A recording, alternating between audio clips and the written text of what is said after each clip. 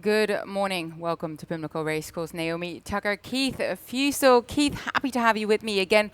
What a wonderful day yesterday. It was great, a great day. Some real quality stakes action. We had the Maryland Pride Day, the Maryland Breds out in full force yesterday. We had some souvenir giveaways, had some really good lines for that. Got everybody out there. Good to see a better live attendance.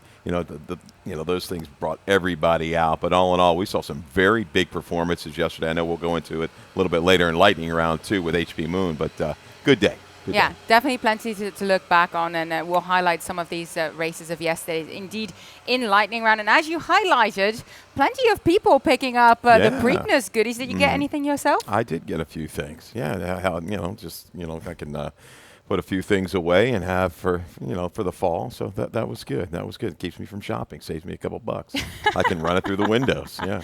Absolutely. You can turn one of those Pick 4 tickets into a winner with some of the money you saved picking up the Preakness souvenirs. I mean, I got a cap and a mug. I love caps. I have a mug collection at home, so I was enjoying it as well. And I'm glad everyone else came out. Big attendance on the day. Of course, this is the last day of the extended Preakness meet, last live racing day. We will be back at Laurel Park on September the 9th for the 2021 fall meet. So live racing will resume then at Laurel Park, 12:40 p.m. post there, as you can see. Holiday exceptions, but really looking forward to getting back there. Absolutely. A little change of pace here, right? So we're back on a new surface, something we're going to have to kind of, get used to from a gambling standpoint. Definitely. I mean, it's going to be a little bit different, see how the track plays for maybe the first week or two, but back to the turf course, that great turf course that they have at Laurel Park. Yeah, plenty of cues for us to take from that new surface. We'll get our handicapping caps on for the first couple of weeks and see how it evolves and what the feedback is from everyone. Now, let's have a look at the current track condition. Fast main track, as you can see there. We are on the turf for nearly all the turf races except the first race of the on the card. We're gonna take this sprint off the turf. We're gonna leave the routes on the turf today. Course is yielding, as we noted yesterday. So fast main track though, yielding turf course. We'll see how it plays out. But all in all, I tell you, this is a tricky little betting card. If you're a bettor and you like some prices, I think you're gonna be in luck this afternoon. I'll be shocked if there's not a couple, $18, $30 winners. There looks like some value along in this 9-race card. I agree with you there. There's a couple of claiming races that I find them really tough to separate, and that opens the door at least a little bit for these big price horses to come running along. They'd only have to improve ever so slightly when a field is kind of tightly bunched in ability. Absolutely, and we've got a turf course, yielding. We don't deal with that kind of turf course a lot. We saw a couple of prices yesterday, so. Yep. Yeah, well, let's have a look. We start with race number 1. Early pick 5 starts right here, as usual. 5 furlongs on the main track, as is highlighted by Keith. The first race will not be held on the turf. Maiden claimers 16 to 12 and a half. Keith and I like the same run here. The number 3 Lost Uncle for Damon Lodovico. Charlie Marquez aboard as he was in his last outing. Both last outings were on the turf. Do like the blinkers going on here and the low draw, and he does have some main track experience. Yeah, blinker factor on a couple of these horses, right? My top few selections, Lost Uncle, even trip to Cairo. But what I picked up on Lost Uncle is a horse that took a lot of play in debut, really didn't fire at all. Tried to turf a couple times, had some trouble in that 2-back race. Last time out, what I liked when I watched that video this morning, showed some gate speed. Came out of the gate okay, was positioned. Marquez said, let's go ahead and rate back. They tried to rate and make a move into it, just didn't make a huge impact.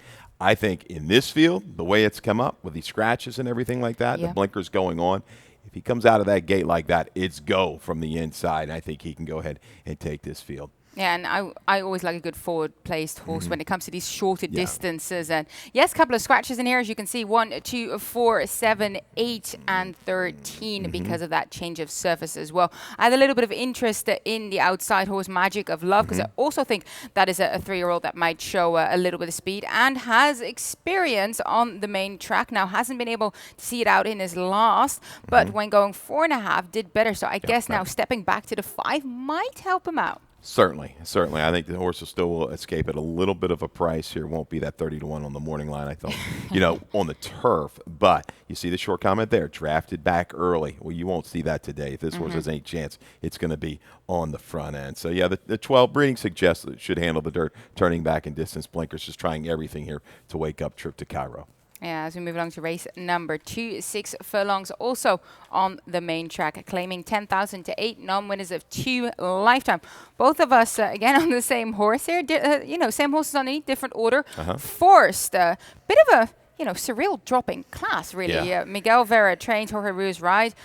However, you can't really get around him. He's so much better on paper, and the performances that he showed, you kind of have to go with this horse. Forced has kind of forced your hand a little bit. You're looking. He's basically an omnifig. His worst race on the page, basically. It's better than everybody else's. They're frustrated, obviously, a 6-year-old who's had a couple big breaks, but he has got a big turn of foot. He should be able to shake free and last, and hope the wire kind of gets there to help him out. But forced 2 to 5 morning line, might even be lower. Yeah, I used Charlie Potatoes for my exacta because I think he's just so much sharper at the sprinting, the shorter distances. He was very happy in that last race getting the win, taking over. He had a couple of longer races, but I just think that this suits him. Yes, he's stepping up to this level for the first time, but he comes in here with a little bit of confidence. I think he's a little bit more effective, right? As you said, sprinting to make that one move. Yeah. Will he get enough flow up front? Anybody to help impress Forced? We shall see. The horse, Top Boss has a little bit of speed, but if the 5 wants to go, it might ruin his chances, any chances of winning. He might have to sit off of the leader and try to go by from there. So I'll throw the 2 in there. Lifespan back to this $10,000 level. I think it just hug the inside, matriculate up, and gain a piece. See, I think Lifespan is the type of horse for your exotics. I don't think he particularly likes winning. No. So use him hot underneath because he will come with a run. But I just don't think he really likes putting his nose in front, as his one from 19 Records suggest as well. As we get going with the 3rd race on the card here, 6 furlong the distance. Fillies and Mares 3-year-old then up. Beaten nickel claiming level in here. And let's start with the number 2, Miss Headley. We do have a video of this 4-year-old filly during her last outing here at Pimlico, 16 on the July. We just see her there making a move on the rail. What I did notice with her, and I did like this because that's very, she has to split horses. She has to kind of force her way through. With her, it just seems that this was one of her better races. This is definitely one of her peak performances. Absolutely. But she kind of goes in and out a little bit sometimes, doesn't she? She's either there or she's not. And that's the key. And you wonder about the drop. Mary, is she really going to give this filly away here for $5,000 after this kind of buyer? Right. 65, mid-60 buyer is going to kind of work even a little bit higher level for the fillies and mares. So interesting. Mary, these dirt claimers, when they win, they usually don't come back in which 2 for 22 with this kind of move. Now, they are 10 for 22 in the money. I expect this horse to be right around it at a short price. She worries me. I can't just dive in at that, just basically what you talked about. That's a big number, but she has a tendency to go up and down with those races. I did worry about that because I noticed that if that was her big race, then perhaps today will be her lesser day. If you compare it, she's just a bit of a cycle horse, we call that. You see a good performance takes a little bit out of her. She doesn't perform to that level back again and comes back. But I really liked that last race. Like we saw the replay. I thought she showed so much heart. Hoping that even if she drops a couple of points, it will still be good enough to win here today. We'll move along to your top selection, Family Fortune. Now, she's actually been very consistent in her last 6 races. She comes in here with the confidence of a comfortable win after trouble in running that day. However, in terms of figures, when we're talking about the speed figures in comparison to the number 2 horse, if she goes down a couple of points, then Family Fortune will have to go up a couple of points to get her. Right, exactly. But Family Fortune, one little note I had a little stat for here, Saray. Last 2 years, it's a smaller sample. He's 3 for 11, 27%, 8 for 11 in the money with the low claimers, these 10,000 or less off of a top fig. They have a tendency to run okay. They can kind of pair up. The ROI was 338. I think she's going to set up shop just outside of Calypso Ghost, so you'll see speed from today. I don't think she's going to be like last time where she dropped off of it. And she's going to be aggressive. Last time she run for the condition, she did win. But is she tailing off a little bit? I Family Fortune right back to kind of prompt the speed and maybe hold off Miss Headley or 8 Oaks. 8 Oaks and Family Fortune 8 turns beating each other. Yeah, I use Calypso Ghost in my exacta because I feel like this field, in terms of the lack of obvious speed, maybe if Calypso Ghost gets back to that really strong gate speed that she's shown, because I did think she had an excuse in her last race, didn't get away as strong, wasn't able to do what she likes doing, where she's comfortable, where she's game and she's there ready to rumble. She was kind of on the back foot the whole time, and that just didn't work out for her. So I'm hoping in a field where there aren't any sort of early, speedsters, cheap speed, maybe she can take the running and get comfortable and enjoy herself a little bit. So I'm taking a small chance with her there underneath. Race number 4. Starting the middle pick 4 here. And Keith, you decided to go with this sequence today. Yeah, and I think there's a slew of value. I wish I could have maybe, a bigger ticket. I'm going to play it more than a $24 ticket. I can tell you that. You've got to add a little bit, but I think this is some good framework for you. You've got to attack. I'm just trying to keep it honest here, this ticket for the bettors. 40, 3, 9, 10, 11. It gets you started. This maiden claiming 16, a mile and a 16th over a yielding turf course. Bob's Lady trying to wake up at a price. The 1, 2, 3 in race number 5. I think lots of ways to go. There's 2 scratches out of the 5th, the 8 and the 9. Cairo Kid, I've always liked this guy. He comes back. He is the speed of the speed. Is he going to need a race? I'm hoping he's not, but I'm going to save here with the 1 and the 2 in there. The 2 going to be in a little bit of a price plate, 8-1 morning line. Race 6, 1 and 5, Unshakable You right to the front. And race 7 will wrap it up with the 2 and the 4, Blue Sky Painter. We have a stat for that one coming up in race 7. $24 ticket, but add as you like. I think this is going to pay quite well. Look, I like your honesty there. I'm going to play a bigger ticket because I completely agree with you there. Actually, my late pick 4 was a little bit more expensive for a pick 4 normally, just because I couldn't narrow it down as much, because you start making these cases that what if this happens, what if that happens. We'll get to that in just a second as we'll get going with race number 4, maiden 16 to 12.5, mile 16 on the yielding turf course, as Keith highlighted, and really do like your top selection. I have her in second. Honor the tab for Dale Capuano, because she's been in Dale's barn for about 2 months. Plenty of works going in. This is first off the claim. Now, I looked at the sire here. Hangover Kid. No turf routers have won for this young sire yet, but he himself was a grade 2 winner, a mile and a half on the turf himself. Now, I'm hoping that kind of bottom, that kind of stayer ability will translate a little bit to this filly, because she might need it. He's 3 for 4 in the money with this type of setup off the claim going to the turf. And as you said, Hangover Kids, you're going to improve, I hope, off of the 0 buyer first time out. But they normally have a tendency to like Pay the Kid and some of these other horses we've seen. They've moved up quite a bit buyer-wise. Turf is there, bottom side. A couple winners in the family that did okay going around the ground. Look at the works. I mean, this horse is getting plenty of work in the morning. The blinkers go on.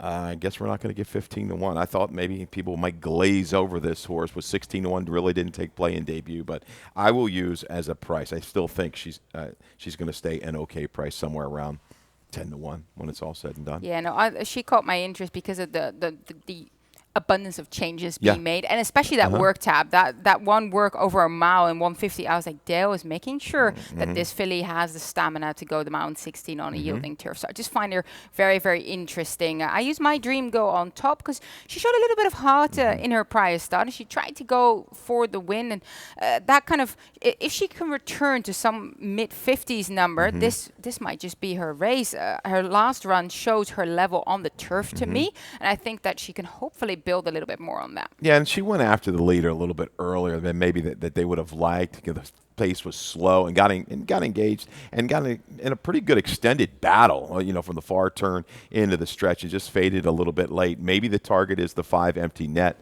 dropping here for Brittany Russell, because Peachy Between Us comes out, who would have been inside speed. But similar type of running style. It's interesting. We got these outside horses. Pahana for Madison Myers. That was an okay race down at Colonial last time. The figures work, the buyer figures work. Tactical enough speed where the X-Man can get her into position as well. Very similar. You might see the 10 and 11 just kind of follow each other around the racetrack and get engaged in the quarter pole. But the price play definitely is the 9-3. I'm looking for a wake up. This horse showed ability on the grass 2 races back with a horror trip, came back with another rough trip again. Gomez today, we'll see if things get a little more relaxed for Bob's Lady. Yeah, I use empty net underneath for trainer Brittany Russell and Sheldon Russell. This is going to be a second start after a break. Now, I just looked at this whole pedigree angle here with the changes. Nyquist, he's Kentucky Derby winner. He's better with dirt routers than turf routers, really. But then if you're looking at the dam, Fanica, she was with John Gosden. She never broke her maiden, but she's a Juddmonte bred. Now, you know what happens when they're a Juddmonte bred, right? They're incredibly well related. She's a half-sister to Sire Observatory, who won the Group 1 Queen Elizabeth Stakes at Royal Ascot. So there's certainly plenty of dam side turf influence here to suggest that this could work for, you know, a high-profile bond that has been doing incredibly well in this circuit over the last couple of years. This is the desperation move, no doubt about it. It was a $100,000 purchase. You're trying to get it done for the maiden 16s. You know, you're going to miss sometimes. It happens in this game. A half-brother, though, was 9 for 14 in the money. With 2 wins on the grass, going long, topped at about a 74. Nothing huge, but, you know, workable. You know, what's it going to take to win this race? You know, like a 50 couple, mid-50 buyer. So, yeah, going to be a shorter price. It's I kind of got away from that one, but, I could see the wake up here on the desperation drop. Look, I'm protecting myself by at least using her underneath in case she comes up and does something for strong connections here. And we'll take a quick break before we talk about the other races. And they're off. Second in the 2-path. Ground on her inside.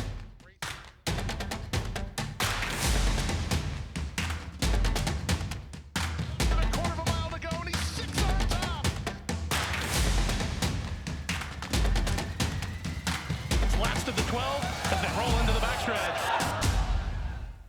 Welcome back. We're at Pimlico Racecourse. Naomi Tucker, Keith Fusel. We are on race number 5 of 9 races today. As you can see, fast main track off the turf for the first, but the rest of the longer turf races are right there on that yielding grass that you can see behind us. Race 5, optional claimer starter allowance, 6 furlong the distance. And let's start with the horse that you already highlighted when you were talking about your middle pick 4, Keith, the Cairo Kid. You said, you know, you've always kind of liked him. That was his last race. Now, that was quite a while ago. Yes. That was, we're still at Laurel Park, the 19th of December, and we were going 5.5 furlongs, and he was trying to make a move. This is that November race, right? November against. Excuse me. No, I looked at the December race. No, this is indeed the November race. Okay, that's all right. But he took a lot of pressure. He was battling in between horses. Look at those internals: 22-145 flat. And he hangs on. He hangs on quite well here to about the 16th pole, but just can't hold off the types of No More Ron, Stroll Smoking, a really good horse. Hold Me Back was a horse that came up, I think, from Churchill Downs that had been running well. So no real disgrace there. He followed it up with a 3rd and then the 6th prior to the layoff. He comes back. This is a much softer group. Bullet work coming into this. If he's going to fire, I think he's going to fire right off the bench. He is the speed of the speed. Hopefully this track is holding a little bit towards the inside, and I think with a good break, he can dictate. I agree. The first note I made was he will take the lead and he will try and take them coast to coast. Now, was a little bit hesitant about the Eubank stable with longer layoffs, not particularly their speciality. So is he going to be completely ready? Well, his word tab suggests that he is feeling happy and ready to go. So I hence use him in my exacta. I landed on the number 7, Expensive Style, because I'm just hoping he would get a bit of a perfect stalking trip, higher draw here, showed very capable at Tampa and Gulfstream Park. And this is kind of an evenly matched group. So I thought if I can sneak one through at a bit of a price, he has numbers that would be competitive, but would have to put in one of those better performances. Has been a little bit sort of often at the lower levels, and I have to, gear back up. But what he's shown in the past made me hopeful that he can do something today. He absolutely has races on his page that work. He's run against the right kind in Florida. He got good in the summer last summer, and he might be the one that just gets the first run on the speed here with the Cairo Kid. Gets the setup shop just outside from that outside post. He's tactical enough. He brings a finish. It's a scramble for me because I'm just going to key around the Cairo Kid. I will play him top and bottom with a few horses and maybe wheel on top and bottom at once. I'm hoping I can get 7-2 and then work around on the 2 Semper Fi would be my price user here for Mary Epler. The horse goes route to sprint, turf to dirt, sprint. Okay. 4 tries, 4 times in the money with a win. It's like two-thirds.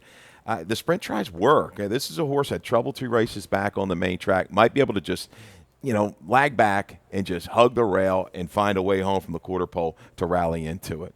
as your price. No, I like it. I was looking at him and I'm thinking, well, is this a kind of move that they just want to get him back winning because he hasn't found the winner's circle since December last year. Yeah. So I'm just not 100% sold on him just yet. But I like your pick up here because you're right. Kind of an evenly bunched group. This is one of those claiming races we were talking about that there could be a price upset. Hence, I went with the 7. I understand that you put your efforts into the number 3. Let's talk about Magic Mule.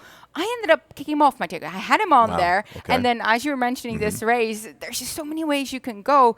I mean, he ran well behind Baptize the Boy in Open Allowance Company 2 starts ago. And he had a bit of a bumpy beginning before that as well. So I definitely don't exclude him from this narrative. I was just trying to find my way through this field. And I like that you did include him. Yeah, I did. I think he's another one. Rosali's trying to pick things back up here at Pimlico, but his race at Pimlico 2-back was very good. He's just able to save ground. The key is for him, I think he's got a little bit more speed than Semper Fi. He'll draft in behind the Cairo kid. Fast Cash doesn't have as much speed. I think he's going to get a good trip. He gets an okay break. He will be able to kind of move into position within himself and bring a finish. He's improved nicely since being claimed, 4 starts back, 5 starts back. Yeah, race number 6, 1 mile on the turf again. Maiden special weight for fillies and mares 3, 4, and 5-year-old. Also the start of the late pick 4. I decided to create a ticket for that. And Keith, as you were saying, I couldn't narrow it down as much as I normally would like to do to get these sort of tighter tickets. I ended up only using the 1 and the 9, which hesitantly in a maiden special weight on the turf. But I thought Unshakable You would be absolutely one of the fillies to use. This is her first time running for the Farrier stable and very much intrigues me. But also Dream About Me for Jimmy Toner. Forest Boys on the outside, second start after 112 days. I wanted to be on board if she returns to form because I thought her sole turf race was very decent after not too good of a break. Race number 7, 2, 5, and 8. The 8 being my top selection in there, which is Bobby 2 times, who's just been ultra consistent. 3 wins, looking for that 4th. And then race number 8, I go 3 deep again, 1, 6, and 11. The 11, my top selection there. And then race number 9, hopefully we're still doing well. Maybe one of those 2 return the price. 1, 2, and 6 for me, with Francis X dropping back down from the maiden 16 to the maiden 10 level. My choice in that spot. $27. You might indeed still want to add a price or more because it feels like the day that could very much be the case and that you can get a good return on your late pick 4, middle pick 4, even early pick 4. And also, don't forget to play the Rainbow Pick 6 starting in race 4 here because we do have mandatory payouts all day today because it is the closing day of this extended Preakness meet. Race number 6, maiden special weight. We're on the turf. Let's start with Unshakable You. Like I said, Anthony Ferrer, this will be her first start for the Farrier stable. I think she's best when she's in front, so I like the low draw. I like her ability to navigate that, and it should allow her to get that, ground-saving position with hopefully not too much pressure on her outside. And she does get Arnaldo Boccaccia on, who is Charlestown's leading rider, so he knows how to make sure that they get to the front and navigate the bends. Yeah, Tony Ferry and this rider, then when they team up, they mean business. In this horse, she's going to go right to the front. She's handled a surface that's had a little bit of give to it. You saw down at Gulfstream. Keys up against the right kind. Money for Row, 3 races back, is a recent stakes winner on the synthetic, but has also run well, some bigger numbers on the turf. It's her race to lose. I know Tony's had a little bit of a rough meet. Horses have hit the board quite a bit and got a win, last week? I think the week before with Fugitive. I think this, with Boca Chica coming down, we saw a horse just get beat last week with this combo. I think she's able to control things up front. I think so as well. But you didn't use my top selection, and I really like her in this spot. Dream About Me. Second start after 112 days. The race got her last race, so her first start since a small break got rained off. But she got a workout at least. That's how I looked at it. She got a workout. I think she's just better on the turf. Her lone turf try, she actually was on the back foot after fumbling a little bit at the start. She still made every quarter of that race a faster one than the one before. So it was really, really using that exact running style that I prefer on the turf. Her speed figure, to me, tells the tale. That was a 67 buyer. I think she can even do better than that here on her second turf try with Forest Boys aboard again for trainer Jimmy Toner. Now, she was expensive. She was a $450,000 yielding purchase at the Fasig-Tipton Saratoga sale. So certainly the expectations are still there. I looked at the pedigree. She's got only one sibling that really caught my interest. That's a full juvenile sister who broke her maiden recently at Saratoga with a 76 buyer. So hopefully there's a little bit more to come still for this family. Yeah. I mean, there's no doubt she's going to have to pick it up a little bit. But you're right. The 67 buyer puts her right into the mix here. Forest Boyce on the turf should be able to just draft in. She'll settle. And if things develop up front, she'll probably rally into it. I had her in the ticket, dropped her off the ticket, just trying to get a little bit more value in the exacta as well if I pair up the two chalks. I'm going to throw the 5 in there, Alpha Zulu, if you're looking for a horse to wake up. This would be the one on the change of surface. Have to recapture the Gloria Solid turf and dirt runner. I think it might have been a stakes typo on the dirt. This horse took plenty of play in debut. A couple other siblings did fine on the grass. So this is kind of the wake-up horse for me, Alpha Zulu. Yeah, absolutely could make the difference. Didn't show that much on debut, but this will be a different ballgame on that yielding turf. Race number 7, claiming 10,000, the level 10 to 8,000, mile 16 on the main track here. And we'll start with a video that you spotlight that you highlighted here. Keith, one of my top selection, or my top selection is in here, which is the number 8, Bobby, 2 times. But we are looking at Race Day Warrior, as Dave Rodman calls him. That is the number 3, the gray horse out there, who just kind of got the door slammed into his face at the start, didn't he? Yeah, and he went up in the air just a little bit and had to be pinched back, steadied back off of horses. But he's had a couple races at this $10,000 level, and they've been just fine. Now, he did ride the wave of the racetrack. You want it to be kind of towards the outside on August the 7th. Circles up 4 wide, makes a run, and runs pretty big. You see Bobby 2 times in there. You see Big Venezuela, who might have, even though on the lead, had the worst part of the racetrack for a long time. Then he came off of it through the stretch. But Bobby 2 times, very resilient there to the wire, denying Race Day Warrior, right? Day Warrior. But here's another field, very closely, matched, tough to separate. So I'm going to kind of look for that price. It might jump up. Got lined at 10 to 1.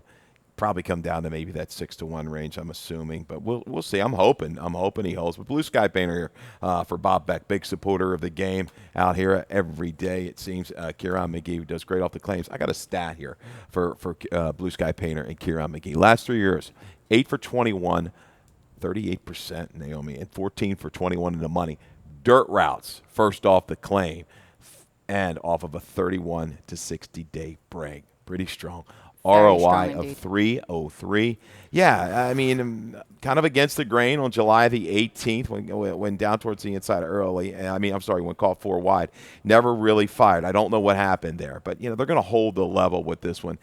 Has shown even a little bit more positional speed. I think there's going to be enough speed in here to set things up, though, with Galazzo and Big Venezuela as your 2 prime speeds from the inside. Just looking for that value play here with Kieran and Blue Sky Painter. Yeah, I feel like there is going to be a strong speed influence here, and hence Bobby 2 times I think is going to absolutely enjoy that. But I do like the number 4, especially with that stat. That's a great stat. We have our stat plays coming in quite frequently, so always want to make a note of that. Race number 8, 1 mile on the turf here. Allowance first level for the Maryland breds, and both of us landed on the outside runner, which is the number 11, Broker's Reward. Fergal Lynch takes the ride. Michael Trombetta, he's back to that Maryland bred condition level here against going up against 2 of the then runners at Colonial. I thought that was a competitive heat. That was not an easy race. I love this horse's running style. He can take the lead and win from up front. He can come from behind with a strong run. It seems to not bother him whatsoever how the race runs, as long as he makes a move and he'll try for you, and he can win. He's done it plenty of times before, especially recently. This is relief, no doubt about it, from the 2 other than to a first-level state bred. Almost all the time it's going to be relief. Today it is. He's got some speed that's going to be able to kind of roll out in front of him. I think he just, from that outer post, now we have plenty of scratches, drops in and sits and gets first run on Zhang, another one who kind of will bring the run. But take out the 2, the 4, the 7, the 9, and the 12. A couple of these horses ran yesterday. And how about some kind of magician with the win yesterday? And awesome Jazz ran great as well. Terrific race. So, yes, a couple of scratches who were running in the find yesterday. But John G., back-to-back wins before a 4th place when trying to run late, but that's his style. I must admit, Forest Boys rides this horse ice cold, like does not get nervous, does not get worried being 13 lengths off it, still produces him at the exactly right time. And I think that's the key here. That's with him, it's kind of, is he going to get there in time or is he just going to come up short? And I think he's going to get more flow than he got. Unfortunately, last time it was slow up front with a good horse right there attending it, and Beacon Hill went up to New York and ran like a 91 after that. So certainly the class has been there for John G. Broker's Reward. These look like the 2 to me. Yeah, I use the number 1 on the rail as well, Be Determined. I think he's just been in tip-top shape this entire year. Every single start. He's won half of his 4 starts thus far this year, so should get a beautiful ground-saving trip in here as we turn the page for the finale. Race number 9, Maiden Claimers, 10 to 8,000, 6 furlong the distance. Both of us on Francis X, who is getting class relief. And hopefully breaks a little bit better than last time. Drew towards the inside, just never really picked it up. Another tricky little race, shorter field, 6 horses, maybe the first, or gets the right group right off the bat. But the full sip and the lone sip really just didn't do a whole lot. So I lean back on the 1, needing that last race, might come back to that mid-40 buyer and get it done from off the pace. Yeah, same for me there. I also have some interest in Burgos on the outside. A 4-year-old debut, has been away for 255 days. But I'm taking my chances here with the horse possibly moving forward with being older. Yeah. I mean, this is just a scramble of a nightcap. Well, I mean, I don't think Dirty's going to win it. Any other ones, I will not be surprised. Yeah, we'll continue with lightning round. Plenty to discuss about yesterday.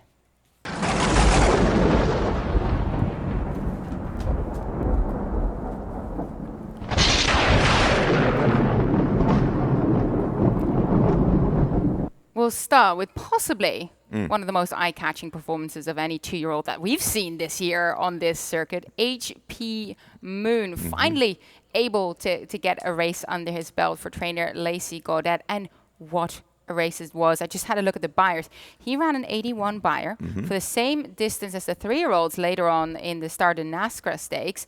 The winner there, Jackson Traveler, got an 88 buyer. This is a 2-year-old running an 81 buyer. I'm certainly... I'm with certain going to say that we will see this horse back at stakes level, and he's going to do very well. You would certainly think. I mean, the secret, I guess, was out right up at Saratoga. They knew the horse took a lot of play. Unfortunately, had that happen with the identifications and stuff. Feel terrible for the connections having to deal with that. Heartbreaking.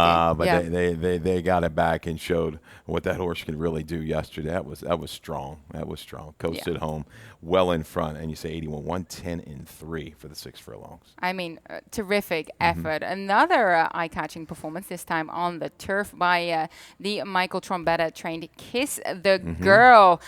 First turf stakes victory for her. She was the Conniver winner before that on the dirt. And I remember asking him, what was it that made you continue with her on the turf? And he's actually saying that the ownership interest really would have loved to see her continue on the grass. And well, it paid off. There you go, Mike. Listening to the owners, I like that. That's good. He was very honest about it. That's true.